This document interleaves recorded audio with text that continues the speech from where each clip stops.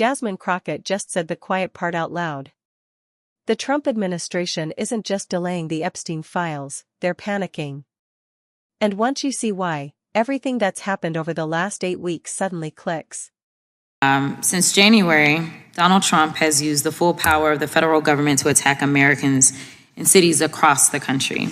In Donald Trump's America, you are at increased risk of experiencing militaristic operations in your home, increased risk of being subject to detainment by mass thugs and wannabe vigilantes, increased risk of suffering injuries due to reckless and illegal acts by rogue federal agents, increased risk of being deported to foreign nations even if you are an American citizen, and you're at an increased risk of being targeted by federal government for criticizing the president and his friends. Congressional Republicans have completely abandoned their Article I powers and have exchanged their responsibility to their constituents with fealty to the president.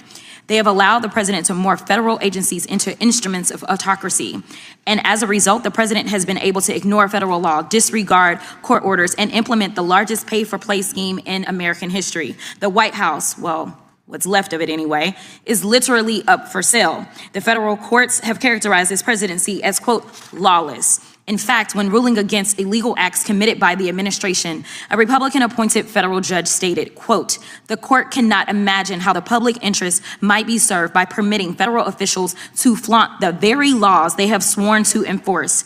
In a separate case where the administration was sued for unlawful acts, the judge, also a Republican appointee, stated, quote, allowing constitutional rights to be dependent upon the grace of the executive branch would be a dereliction of duty by this third and independent branch of government and would be against the public interest. But in another case, the court summed it up perfectly by declaring, quote, as is becoming far too common, we are confronted again with the efforts of the executive branch to set aside the rule of law in pursuit of its own goals. Judiciary Committee Republicans have been completely complicit in this corruption. But since they're so interested in restoring law and order, I have a couple of suggestions on where they can start. Number one, this is the President of the United States standing beside his best friend, Jeffrey Epstein. As we all know, Mr. Epstein is one of the most notorious sexual predators in American history. For 8 weeks, the Republicans on this committee have chosen to protect these two men instead of providing justice to Mr. Epstein's victims. Now the administration is panicking. First, they campaigned on releasing the Epstein files. Then AG Bondi and Associates did a photo op with the files. And she said, and I quote, the Epstein list is on my desk. Then somehow the Epstein list didn't exist. Then the Epstein files became a Democratic hoax. Now the president is supposedly supportive of releasing the files, even though he's currently ignoring a congressional subpoena to do so.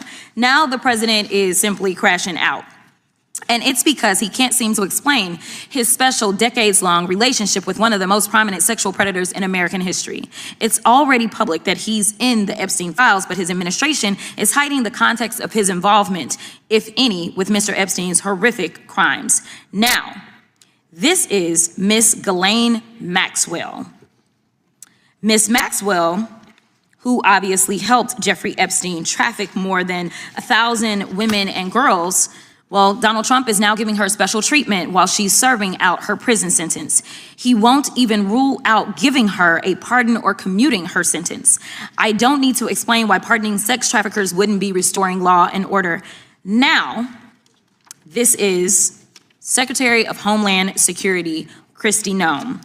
Not only has Secretary Noem been busy filming propaganda ads, she's also been busy cashing in on millions of taxpayer dollars. In fact, Secretary Noem has funneled millions of dollars to a company called the Strategy Group. The Strategy Group helped Secretary Noem win her campaign to become the governor of South Dakota. Corey Lewandowski, her top policy advisor, has worked with the firm. And the company's CEO is married to Secretary Noem's chief spokesperson, Mrs. Tricia McLaughlin. This is what corruption looks like.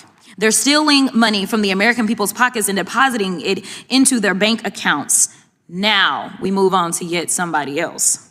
This is the so-called border czar, Tom Homan. Mr. Homan is on tape accepting $50,000 in cash bribes stuffed in a brown paper bag from an undercover FBI agent.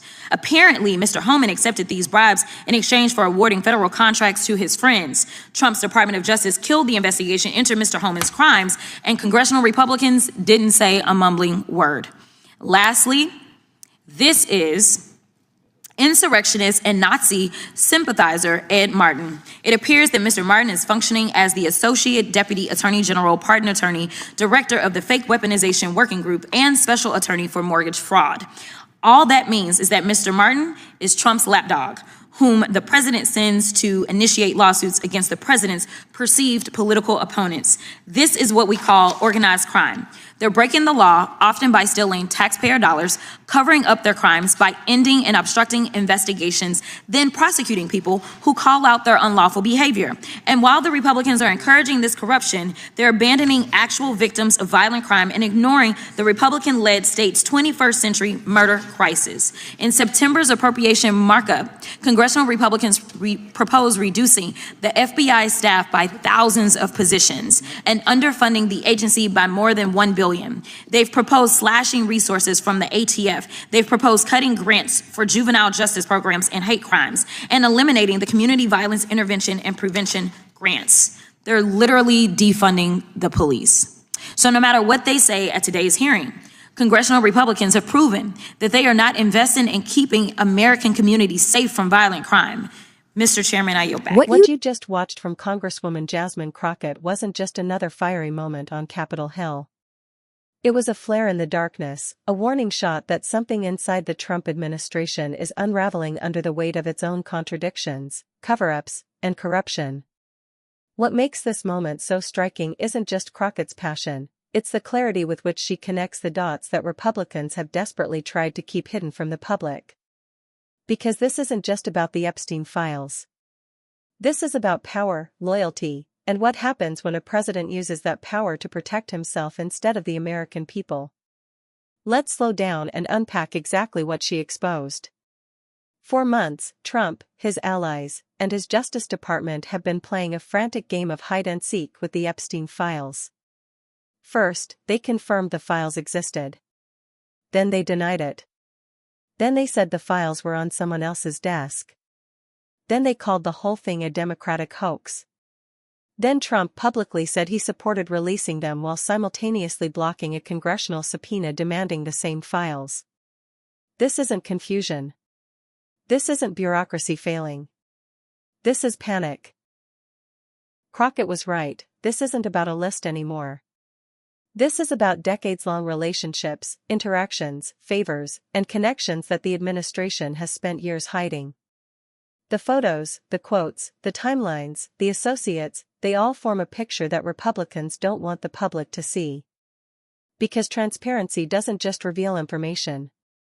Transparency forces accountability. And accountability is terrifying for those who have built a system that shields the powerful from scrutiny. But Crockett didn't stop there. She pulled back the curtain on a much larger ecosystem of corruption surrounding the Trump administration.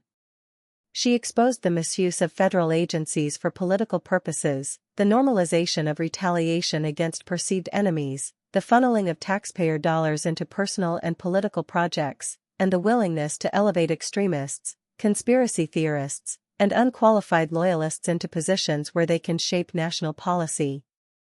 These aren't mistakes. These aren't isolated scandals. These are the structural features of a system built around one principle: loyalty to Trump, not loyalty to the country. That is why Republicans spent 8 weeks blocking the Epstein files. That is why oversight has been abandoned. That is why they can stand in front of camera screaming about law and order while simultaneously defunding federal law enforcement. And that is why the administration is scrambling now, as public pressure mounts and electoral losses loom. Once those files are released, excuses evaporate, contradictions are exposed, and the American people will finally see exactly who was protecting whom. Crockett made it clear, this isn't just about documents. This is about a culture of impunity that has allowed those in power to operate in the shadows for decades. Real accountability means confronting that culture. It means ensuring survivors get justice. It means demanding transparency from leaders who have spent their careers avoiding it. And it means reminding the public that corruption doesn't happen overnight, it grows when no one is watching. Your voice matters more than ever. Moments like this show that public